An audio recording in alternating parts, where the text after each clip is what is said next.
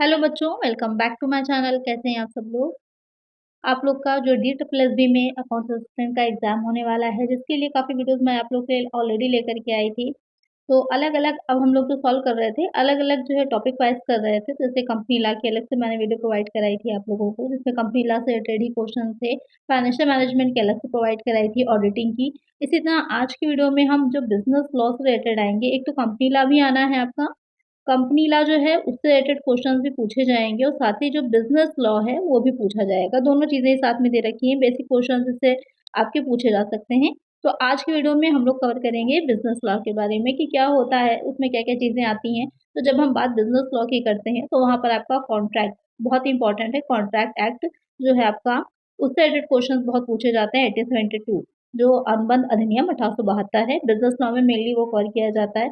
इसके अलावा जो कंज्यूमर प्रोटेक्शन एक्ट है वो भी पूछा जाता है, या फिर जो आपका सेल्स एक्ट है उससे भी कुछ क्वेश्चंस आ सकते हैं। तो जो भी क्वेश्चंस बन सकते हैं, प्रोबेबिलिटी है या जिस टाइप क्वेश्चंस पूछे जा रहे हैं उसको ध्यान में रखते हुए आप लोग की आज की वीडियो रहेगी। तो आइए शुरू करते हैं, लेकिन शुरू करने से पहले चैनल को सब्सक्राइब जरूर से कर लीजिएगा और फ्रेंड्स साथ वीडियो को शेयर भी कर दीजिएगा। आइए शुरू करते हैं इसमें और फर्स्ट क्वेश्चन लेते हैं। The Indian contract act came into force on, भारतीय अनुबंध अधिनियम लागू हुआ। तो सबसे बेसिक क्वेश्चन यही बनता है कि जिस एक्ट की हम बात कर रहे हैं वो कब लागू हुआ था, कब से केम into force on.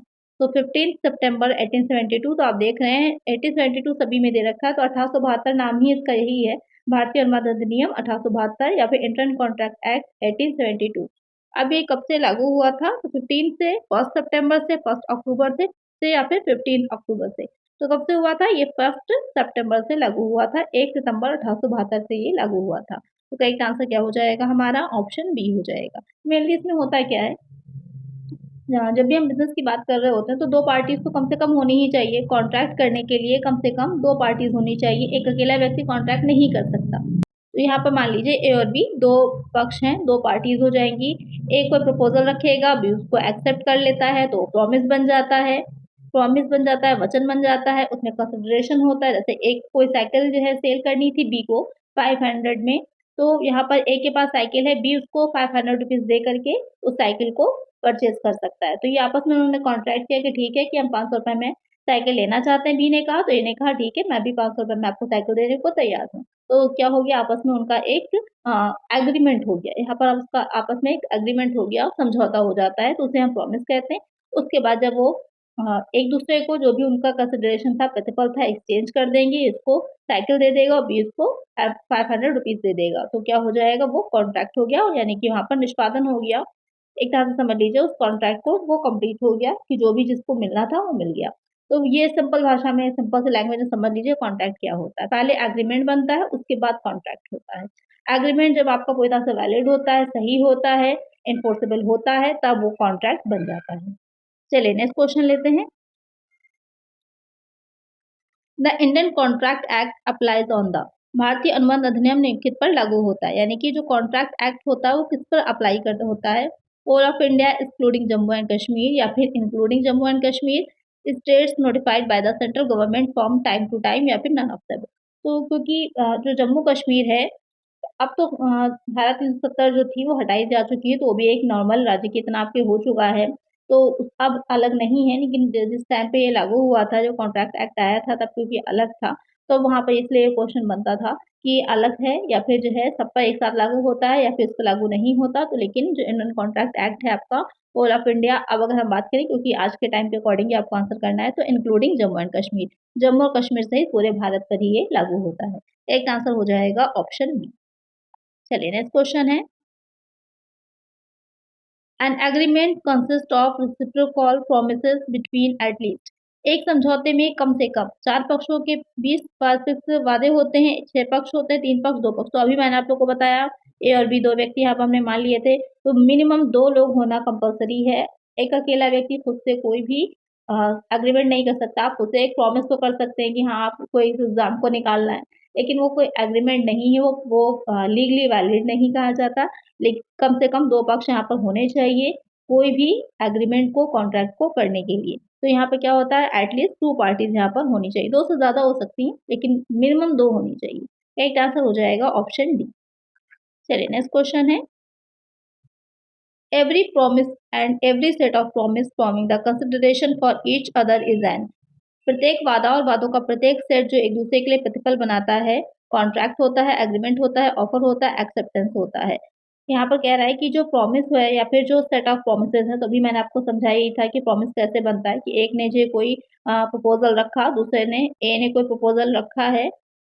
Proposal Hindi में इसको जो है कह सकते हैं कि कोई भी काम करने के लिए हम जो है सामने वाले के व्यक्ति के सामने एक प्रस्ताव रख रहे हैं। अब बी जो है बी क्या करेगा, बी उसको एक्सेप्ट करता है, सहमति देता है अपनी, उसको स्वीकृत करता है। तो यहाँ पर बी ने उसको एक्सेप्ट किया तो ये क्या बन गया, तब ये बन जाता है हमारा प्रॉमिस। तो एक से अधिक भी हो सकते हैं, कोई ज़्यादा प्रपोजल भी वो साथ में रख सकता है, कई एक हो सकते हैं, तो सेट ऑफ प्रॉमिस हो जाएगा वहाँ पर। तो यहाँ पर क्वेश्चन जो कह रहा है कि consideration for each other is an, क्या हो जाता है, कॉन्ट्रैक्ट होगा, एग्रीमेंट होगा, ऑफर होता है, एक्सेप्टेंस होता है। तो यहाँ पर प्रत्येक वादा वादों का प्रत्येक सेट जो एक दूसरे के लिए प्रतिफल बनाता है, उसे हम क्या कहते हैं, वो हमारा हो जाता है एग्रीमेंट या फिर समझौता। यहाँ पर वो आपस में क्या कर रहे हैं, एक एग्रीमेंट को करते हैं। जब जो कोई भी हमारा आपस में जो डायरेक्ट होता है वो कॉन्ट्रैक्ट नहीं बनता, अभी मैंने आपको बताया था, पहले एग्रीमेंट बनता है। जब एग्रीमेंट लीगल होता है, हर तरह से उसकी सारी शर्तें सही होती हैं और वैध होता है और इन्फोर्सेबल होता है, लॉ के प्रोस्पेक्टस में वो इन्फोर्सेबल होगा, उसको जो है कन्वर्ट कराया जा सकता होगा, तब वो कॉन्ट्रैक्ट बनता है। तो यहाँ पर करेक्ट आंसर क्या हो जाएगा, ऑप्शन बी हो जाएगा। Contract is defined as an agreement enforceable by law, white section dash of the Indian Contract Act। भारतीय अनुबंध अधिनियम की धारा डैश के अनुसार अनुबंध को कानून द्वारा लागू किए जाने योग्य समझने के रूप में परिभाषित किया गया है। जैसे अभी बार बार मैं आप लोग को बता रही हूँ कि पहले क्या होता है, कॉन्ट्रैक्ट एग्रीमेंट बनता है, उसके बाद वो कॉन्ट्रैक्ट बनता है। तो इन्फोर्सेबल होने के लिए जो सेक्शन में बताया गया है वो कौन सा सेक्शन है, सेक्शन 2 सबसेक्शन ई, एफ, एच या फिर आई। तो कौन सी करेक्ट है, तो यहाँ पर सेक्शन 2H हो जाएगा। करेक्ट आंसर क्या होगा, ऑप्शन सी। सेक्शन से भी क्वेश्चन पूछे जा सकते हैं। यहाँ पर आप बेस समझ रहे हैं कि कॉन्ट्रैक्ट एक्ट होता क्या है एग्जैक्टली, जिससे कि आपको बेस क्लियर हो जाए, क्योंकि अगर पढ़े हुए ज़्यादा टाइम हो गया है तो आप भूल भी गए होंगे, क्योंकि लॉ की भाषा थोड़ी सी अलग होती है, तो थोड़ा सा आप लोग कन्फ्यूजन भी रहती है, इसलिए तो आपको थोड़ा-सा याद भी आ जाएगा चीज़ें और जब बेसिक भी आपका क्लियर हो जाएगा। वैलिड कॉन्ट्रैक्ट, वैध अनुबंध क्या होते हैं? जैसे अभी बार-बार मैं कह रही हूँ कि तभी एन्फोर्सेबल होता है जब वो वैलिड होता है, लीगल होता है। तो क्या होते हैं valid contract? Are made by free consent, are made by competent parties, have lawful consideration and lawful object, all of the above. तो यहाँ पर किसी भी अनुबंध को, कॉन्ट्रैक्ट को या फिर एग्रीमेंट को वैध होने के लिए क्या होना चाहिए, स्वतंत्र सहमति। आप सामने वाले से कंसेंट फोर्सफुली नहीं ले सकते, उसको दबा कर नहीं ले सकते, उसको डरा कर नहीं ले सकते, किसी भय में, वो फेयर में आकर के वो आपको एक्सेप्टेंस ना दे। पूरी तरह से फ्री कंसेंट होना चाहिए उसका, तब तभी वो वैलिड होगा। करेक्ट है, point B. Are made by competent party, समान पक्षों द्वारा किए जाते हैं, ये भी सॉरी सक्षम पक्षों द्वारा, कि जो मतलब उस कॉन्ट्रैक्ट को पूरा कर सकें, उनके द्वारा किए जाते हैं। और दूसरा रीज़न ये भी होता है कि कुछ ऐसे लोग होते हैं जो कॉन्ट्रैक्ट करने के लिए एलिजिबल ही नहीं होते। जैसे कि क्या होता है कि अगर उनकी एज 18 ईयर्स से कम होती है, अव्यस्त होते हैं या एब्सेंट माइंडेड होते हैं, अस्वस्थ मस्तिष्क के होते हैं, या फिर अगर अपराधी हैं किसी तरह के या शत्रु देश से हैं, इस तरह के लोग जो होते हैं वो कॉन्ट्रैक्ट करने के लिए क्या है, पूरी तरह से एलिजिबल ही नहीं होते। तो वहाँ पर ये भी चीज़ आती है कि वो सक्षम होने चाहिए। Have lawful consideration and lawful object, जिस लिए आप कर रहे हों वो लॉफुल होना चाहिए, नहीं कि किसी को परेशान करने के लिए या किसी को डराने के लिए या फिर किसी के बिजनेस में को रोकने के लिए, किसी की इस तरह की कोई ऐसी चीज़ गतिविधि जो कि लीगल नहीं मानी जाएगी, एक तरह से दंडनीय होगी, आपराधिक होती है, उसके लिए अगर आपने कोई किया है कॉन्ट्रैक्ट या फिर एग्रीमेंट, तो वो पूरी तरह से लॉफुल नहीं होगा, इलीगल हो जाएगा। तो यहाँ पर ऑब्जेक्ट भी आपका लॉफुल होना चाहिए, कंसिडरेशन प्रतिफल भी लॉफुल होना चाहिए, दोनों चीज़ें। तो यहाँ पर सारे ही पॉइंट आ जाते हैं वैलिड कॉन्ट्रैक्ट के, तो करेक्ट आंसर हमारा ऑप्शन डी हो जाएगा, ऑल ऑफ द अबव। चलिए नेक्स्ट क्वेश्चन है, अ कॉन्ट्रैक्ट क्रिएट्स, एक अनुबंध बनाता है, rights and obligation of the parties to it, obligation of the parties to it, mutual understanding between the parties, या फिर mutual lawful rights and obligations of the parties.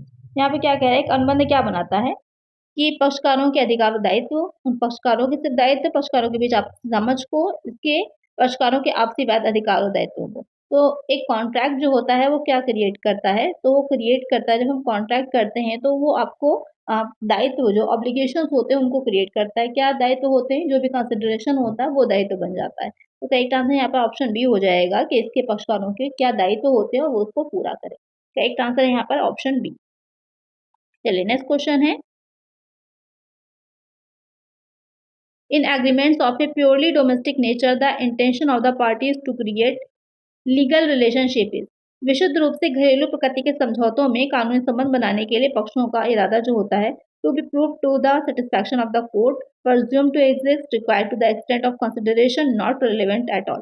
यहाँ पर question क्या कह रहा है कि विशुद्ध रूप से घरेलू प्रकृति के जो समझौते होते हैं उसमें कानूनी संबंध के लिए पक्षों का तक किस तरह के होने चाहिए, न्यायालय की संतुष्टि के लिए साबित किया जाना, अस्तित्व में माना जाना विचार की सीमा तक आवश्यक है, बिल्कुल ही प्रासंगिक नहीं है। तो यहाँ पर करेक्ट आंसर क्या हो जाएगा, to be prove to the satisfaction of the court. न्यायालय की संतुष्टि के लिए उनको आप साबित कर सकें, उनको प्रूव कर सकें। तो करेक्ट आंसर हो जाएगा हमारा ऑप्शन ए।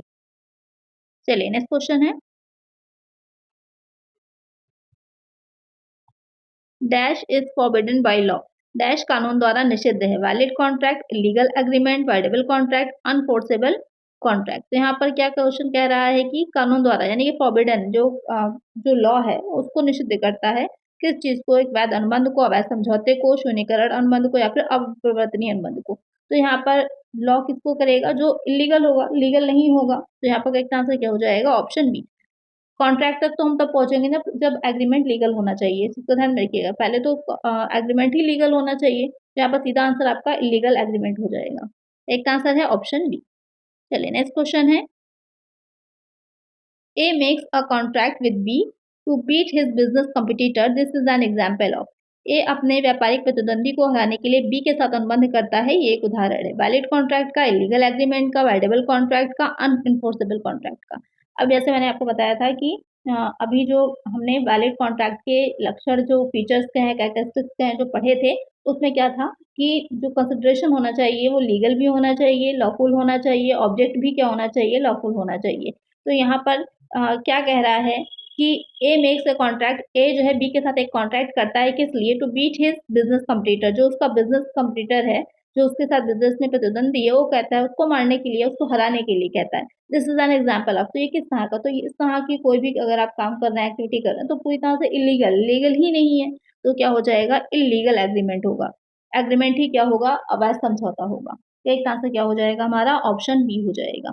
वाइडेबल जो होता है, वाइडेबल कॉन्ट्रैक्ट में ये होता है कि जो भी किया जा रहा है समझौता, किसी एक पक्ष के द्वारा, दो पार्टीज होती हैं, जैसे कि आपको पता ही है मिनिमम दो पार्टीज होनी चाहिए, तो एक पार्टी जो होती है उसकी इच्छा पर या उसके द्वारा पूरी तरह से क्या होगा, पूरी तरह से अवैध हो जाता है कि अगर वो नहीं चाहे तो उसको एनफोर्सेबल नहीं कराया जा सकता, वो आपका वाइडेबल हो जाता है।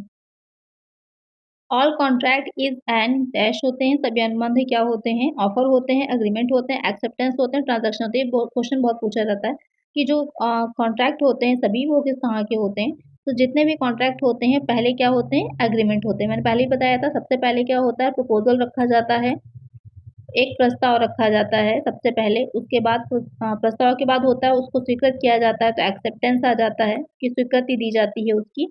एक्सेप्टेंस के बाद क्या आता है, प्रॉमिस होता है, एक समझौता बनता है।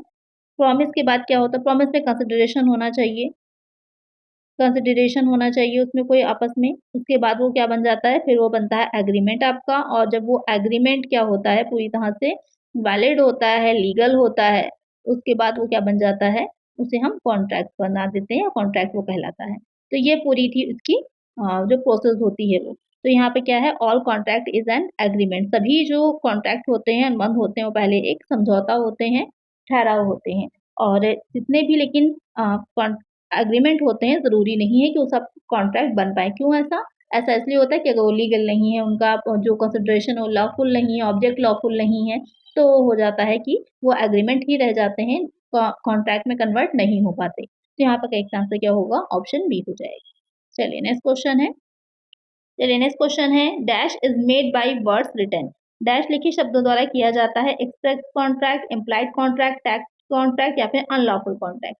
तो यहाँ पर क्वेश्चन क्या कह रहा है कि कौन किसमें लिखित रूप में। तो एक चीज का ध्यान रखिएगा, जब भी हम बात कर रहे होते हैं एग्रीमेंट की, तो वहाँ एग्रीमेंट में रहता है कि जरूरी नहीं कि आप रिटर्न में क्या हो। कभी कभी क्या होता है, आप ओरली भी किसी चीज को एक्सेप्ट कर सकते हैं, वो भी आपका एग्रीमेंट बन सकता है। लेकिन अगर हम कोर्ट की उसमें देखिए, प्रोस्पेक्टस में, या हम इस चीज़ को समझेंगे लॉ के द्वारा, तो वहाँ पर आपके रिटर्न जो होते हैं वो ज़्यादा लीगली माने सही जाते हैं, उनको आप इजीली प्रूव भी कर सकते हैं। तो यहाँ पर जो कह रहा है कि अगर मेड बाय वर्ड्स रिटन लिखे हुए शब्दों में होता है तो उसे हम कहते हैं एक्सप्रेस कॉन्ट्रैक्ट, व्यक्त अनुबंध कहते हैं। करेक्ट आंसर क्या हो जाएगा? ऑप्शन है। निहित में होता है कि अब आपने एक तरह से पूरी तरह से क्लियरली तो एक्सेप्ट नहीं किया लेकिन आपने कुछ कहा भी नहीं, तो इसका मतलब कभी-कभी ये भी मान लिया जाता है कि हाँ, या फिर ये भी समझ सकते हैं कि आपने कोई कॉन्ट्रैक्ट किया, उसके साथ ही कोई दूसरी चीज़ भी जुड़ी हुई है, तो उसमें भी वो पूरी तरह से क्या हो जाती है? इम्प्लाइड हो जाती है, इम्प्लाइड कॉन्ट्रैक्ट में आ जाता है। करेक्ट आंसर क्या हो जाएगा? Option A. मौन में हो जाता है, मौन अनुबंध में कि आपने कोई जवाब ही नहीं दिया, हाँ में या ना में, और सामने वाले व्यक्ति ने क्या किया, उसको हाँ समझ लिया, तो वो भी आपका क्या हो जाता है? मौन अनुबंध हो जाता है। चलिए नेक्स्ट क्वेश्चन है, agreement the meaning of which is uncertain is, जिस समझौते का अर्थ अनिश्चित होता है वो वाइड होगा, वैलिड होगा, वाइडेबल होगा, इलीगल होगा। तो जिसका क्या होगा, मीनिंग ही जो है, अर्थ ही जो है अनिश्चित है, पहले से क्लियर ही नहीं है कि आप कहना क्या चाह रहे हैं, किस चीज से रिलेटेड है, तो पूरी तरह से क्या हो जाता है? वाइड हो जाता है, स्टार्टिंग से ही वो शून्य होता है। एक आंसर क्या हो जाता है? ऑप्शन ए हो जाता है। नेक्स्ट क्वेश्चन है, which of the following relationship raise perception of positive influence, निम्नलिखित में से कौन सा संबंध सकारात्मक प्रभाव की धारणा को जन्म देता है? पेरेंट्स एंड चाइल्ड का, religious and spiritual, Guru and discipline का, या फिर गार्जियन एंड वर्ड का, या फिर ऑल ऑफ द अबव। तो यहाँ पर क्या क्वेश्चन कह रहा है कि कौन सा संबंध सकारात्मक प्रभाव, सकारात्मक यहाँ पर कहने का मीन्स ये हो जाता है कि कुछ ऐसे रिलेशनशिप होते हैं जिसमें एक अनडाउट डाउट नहीं होता, कोई अनडाउटेड होते हैं, आप इजीली उन पर ट्रस्ट कर सकते हैं, या अगर आपकी तरफ से कोई वो काम कर रहे हैं तो भी आपको ये रहता है कि हाँ वो सही ही होगा। तो इसमें पेरेंट एंड चाइल्ड भी आ जाता है, रिलीजियस या फिर जो अध्यात्मिक गुरु और शिष्य होता है उनका भी रिलेशन होता है, अभिभावक और वर्ड का भी होता है। तो यहाँ पर एक आंसर क्या हो जाता है? ऑल ऑफ द अबव, उपरोक्त सभी। नेक्स्ट क्वेश्चन है, नेक्स्ट क्वेश्चन है, which of the following is false with respect to minor entering of contract. Minor क्या होता है? जिसकी जो अवयस्क है, इसकी एज जो है वो 18 ईयर्स के बिलो है, यानी कि वो 18 ईयर्स से कम होगा। तो यहाँ पर नाबालिग के साथ या उसके द्वारा किया गया समझौता आरंभ से ही अमान्य होता है। नाबालिग अनुबंध का लाभार्थी हो सकता है। लाभार्थी के रूप में नाबालिग को शामिल करने वाले अनुबंधों को तीसरे पक्ष के विकल्प पर लागू किया जा सकता है। नाबालिग वयस्क होने पर अनुबंध की पुष्टि नहीं कर सकता। यहाँ पर क्या कह रहा है कि कौन-सा फ़ॉल्स है, आपको ये बताना है कौन-सा रॉन्ग स्टेटमेंट है। तो यहाँ पर रॉन्ग कौन-सा है? ऑप्शन सी जो है वो रॉन्ग हो जाता है कि the contract involving a minor as a beneficiary may be enforced at the option of the third party. तो ये गलत हो जाता है, करेक्ट आंसर क्या हो जाएगा? ऑप्शन सी होगा। बाकी तीनों पॉइंट यहाँ पर क्या कह रहे हैं? सही है, क्योंकि नाबालिग के साथ क्योंकि वो सक्षम ही नहीं होता, अभी मैंने आपको बताया था कि कौन व्यक्ति जो है या कौन से लोग हैं जो नहीं कर सकते हैं कॉन्ट्रैक्ट को या एग्रीमेंट को, तो नाबालिग भी है, उसमें नाबालिग भी नहीं शामिल होता। और अनुबंध का लेकिन वो लाभार्थी हो सकता है, अगर उसको बेनिफिट मिल रहा है तो वो उसमें शामिल हो सकता है बेनिफिट के लिए, उसका कोई भी दायित्व नहीं होता, कोई भी उसकी लायबिलिटी नहीं बनती। नाबालिग वयस्क होने पर अनुबंध की पुष्टि नहीं कर सकते, ये भी करेक्ट है। करेक्ट आंसर हो जाता है ऑप्शन सी। चलिए नेक्स्ट क्वेश्चन है, नेक्स्ट क्वेश्चन है, the negotiable instrument act 1881 is an act to define and amend the law relating to. परक्राम में लिखित अधिनियम 1881 निम्नलिखित में से संबंधित कानून को परिभाषित करने और संशोधित करने के लिए एक अधिनियम है। तो जैसे कि मैंने पहले ही बताया, जो बिजनेस लॉ है आपकी, उसमें जो इंपॉर्टेंट पार्ट है या तो कॉन्ट्रैक्ट एक्ट से पूछा जा सकता है, या तो आपके ये नेगोशिएबल इंस्ट्रूमेंट है इससे भी रिलेटेड पूछा जा सकता है, क्योंकि ये भी काफी इंपॉर्टेंट हिस्सा है, कॉमर्स के देखें या अकाउंट्स का देखें। तो यहाँ पर जो कह रहा है कि जो परक्राम लिखित अधिनियम 1881 होता है, ये भी ध्यान में रखिए कौन सा है? 1881 है। उसमें जो संबंधित कानून को परिभाषित करने, संशोधित करने के लिए जो अधिनियम है वो किससे रिलेटेड है? तो वहाँ पर चेक्स भी आ जाते हैं, बिल्स ऑफ एक्सचेंज भी आते हैं, प्रॉमिसरी नोट भी आते हैं। तो एक आंसर यहाँ पर हमारा ऑप्शन डी हो जाएगा, उपरोक्त सभी। चलिए नेक्स्ट क्वेश्चन है,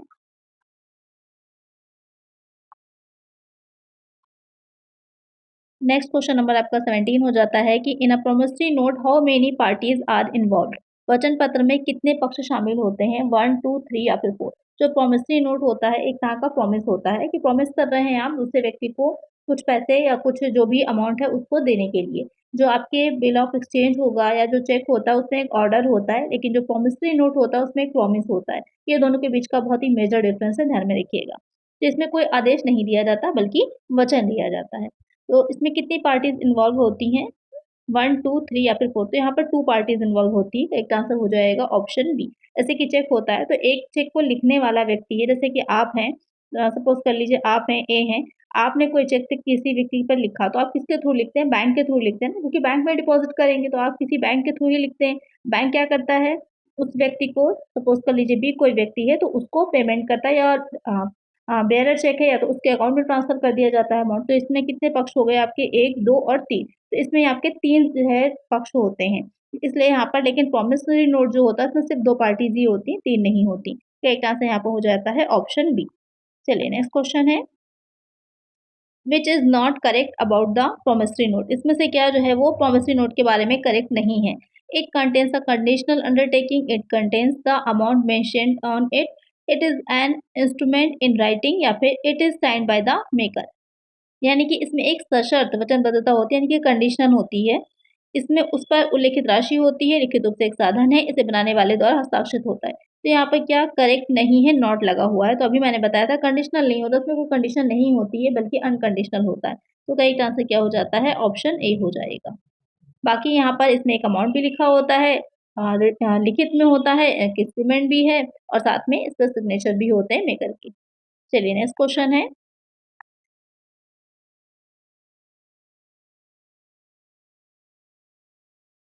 नेक्स्ट क्वेश्चन यहाँ पर 19 नंबर हो जाता है कि the negotiable instrument act 1881 extends to, जो परिक्राम में लिखित अधिनियम 1881 है निम्नलिखित तक विस्तारित होता है। Only to capital cities of the state, to the whole of India, the whole of India except the state of Jammu and Kashmir, the whole of India except the union territories. जैसे कि आपने उसके लिए देखा था जो अभी आपका इंडियन कॉन्ट्रैक्ट एक्ट था, वैसे ही यहाँ पर इससे रिलेटेड क्वेश्चन भी है। तो कहाँ तक इसको फैला हुआ है, कहाँ तक ये आपका लागू होता है। तो द होल ऑफ इंडिया, ये पूरे भारत में ही क्या होता है, लागू होता है। एक आंसर क्या हो जाता है, ऑप्शन बी हो जाता है। चलिए नेक्स्ट क्वेश्चन है,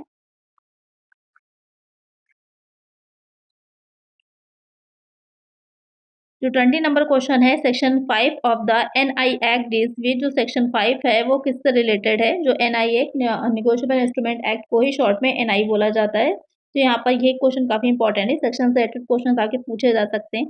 किसको डील करता है, बिल ऑफ एक्सचेंज को, होल्डर इन ड्यू कोर्स को, चेक को, प्रोमिसरी नोट को। तो ये आपका बिल्स ऑफ एक्सचेंज से रिलेटेड है, विनिमय पत्र से रिलेटेड है। एक आंसर क्या हो जाएगा, ऑप्शन ए हो जाएगा। चलिए नेक्स्ट क्वेश्चन है, 21 क्वेश्चन है कि a cheque is a bills of exchange and has been defined under. एक चेक जो होता है वो विनिमय पत्र है, इसे निम्नलिखित के तहत परिभाषित किया गया है। किसमें बताया गया है, तो आपको पता ही है किसमें बताया गया है, निगोशिएबल इंस्ट्रूमेंट एक्ट 1881 में इसकी डिफिनेशन दी गई है, इसके बारे में बताया गया है।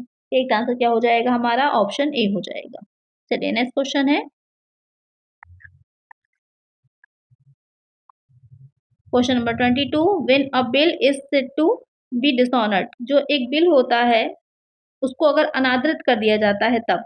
When presentment is excused and the bill is not accepted, one of several drawers make default in acceptance upon being duly required to accept the bill by non-acceptance by the drawer, all of the above। तो यहाँ पर क्या कह रहा है कि अगर bill अनादरित हो जाता है तो क्या होगा, कि बिल प्रेजेंटमेंट जब इसको प्रेजेंट किया जाता है, is executed and the bill is not accepted, तो बिल को एक्सेप्ट नहीं किया जाता है, करेक्ट पॉइंट है।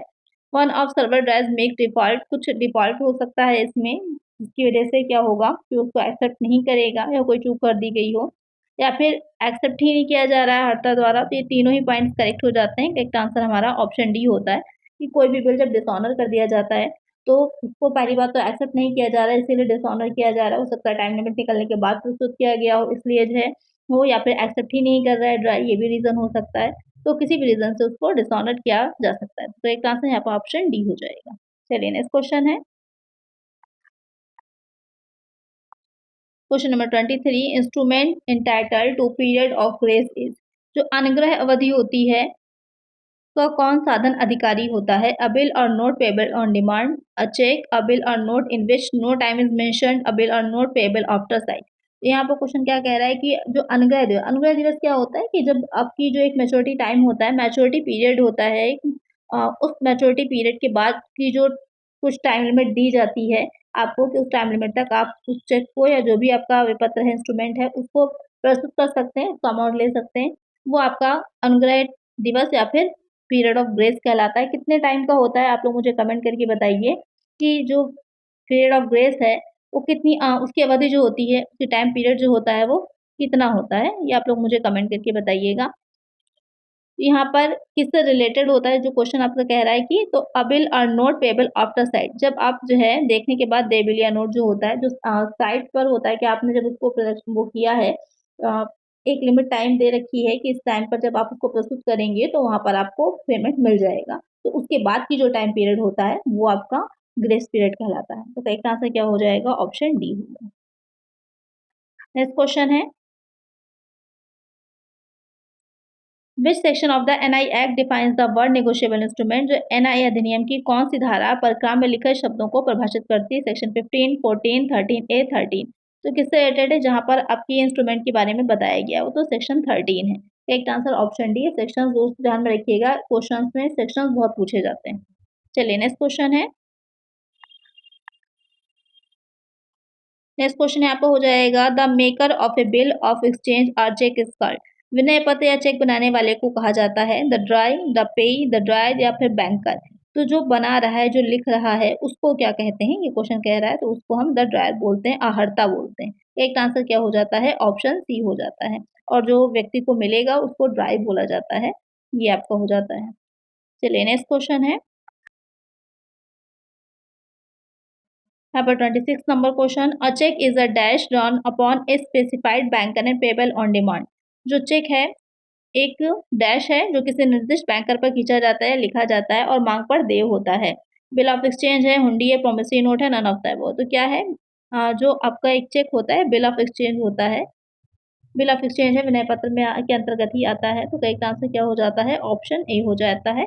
और ये किसी बैंक पर लिखा जाता है, मैंने एग्जांपल में ही आपको समझाया था कि चेक कई तरह के होते हैं लेकिन लिखे किसी बैंक के थ्रू ही जाते हैं, बैंक पर ही जाते हैं और बैंक ही उसका भुगतान करता है जिस भी व्यक्ति के नाम पर आपने चेक लिखा होता है।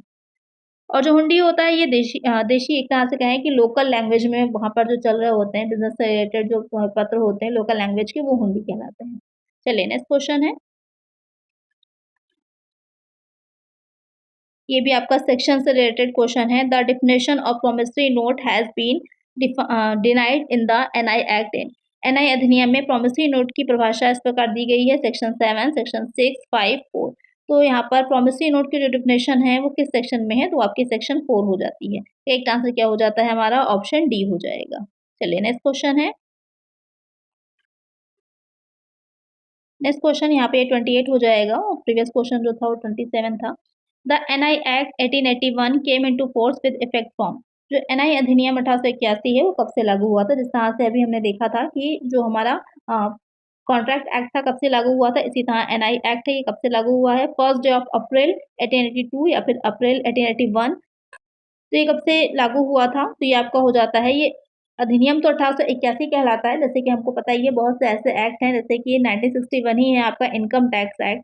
जो इनकम टैक्स एक्ट है 1961 ये 1961 में बन के तैयार हुआ था, लेकिन ये लागू कब हुआ था? 1962 में हुआ था। तो हमारे इंडिया में ये चीज़ देखने को आपको मिलेगी कि जो एक्ट होते हैं वो बनते किसी और वर्ष में हैं और लागू किसी और वर्ष में होते हैं। तो उसमें बहुत से अमेंडमेंट करने होते हैं, फिर काफ़ी बहस होती है, काफ़ी इसमें सुधार होते हैं, तो उसके बाद वो लागू हो पाते हैं। तो यहाँ पर ये भी आपका कब से हुआ था? फर्स्ट डे ऑफ मार्च 1882 से लागू हुआ था। तो करेक्ट आंसर हो जाता है हमारा ऑप्शन सी। चलिए नेक्स्ट क्वेश्चन है,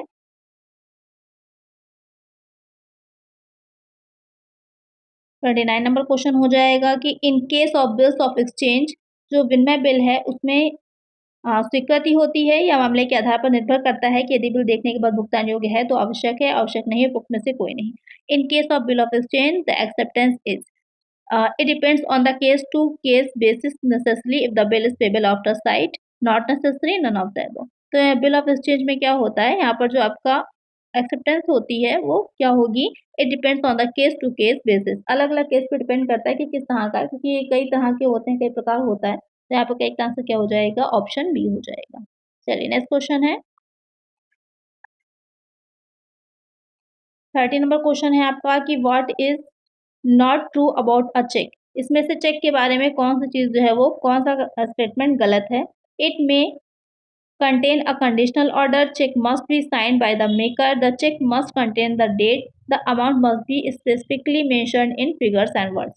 चेक के बारे में क्या सत्य नहीं है? इसमें सशर्त आदेश हो सकता है, बनाने वाले के हस्ताक्षर होने चाहिए, चेक पर तारीख होनी चाहिए, राशि का उल्लेख अंकों और शब्दों में स्पष्ट रूप से किया जाना चाहिए। तो यहाँ पर एक चीज़ ध्यान में रखिएगा कि जो चेक होता है, चेक में हम ऑर्डर तो देते हैं लेकिन उसमें कोई कंडीशन नहीं होती, कंडीशनल ऑर्डर नहीं होता है, इस चीज़ का ध्यान रखिएगा, अनकंडीशनल होता है। तो यहाँ पे यही वाला पॉइंट गलत हो जाएगा। ऑर्डर तो होता है, एक आदेश दिया जाता है, लेकिन बैंक को आप आदेश देते हैं कि इस व्यक्ति को इतने-इतने अमाउंट जो है वो पे कर दिए जाएँ। ये आपका एक तरह से जो लिखते हैं उसका मीनिंग यही होता है, जो चेक आप जो है बनाते हैं अपना। लेकिन यहाँ पर कंडीशन कोई नहीं लगाते हैं कि अगर वो ये काम करेगा तभी आपको करना है, तो कंडीशन नहीं होती, अनकंडीशनल होता है। ऐसे प्रॉमिसरी नोट क्या एक प्रॉमिस होता है, लेकिन यहाँ पर ये ऑर्डर तो है लेकिन कंडीशनल नहीं है। तो एक आंसर क्या हो जाएगा हमारा ऑप्शन ए हो जाएगा क्योंकि नॉट ट्रू पूछा था।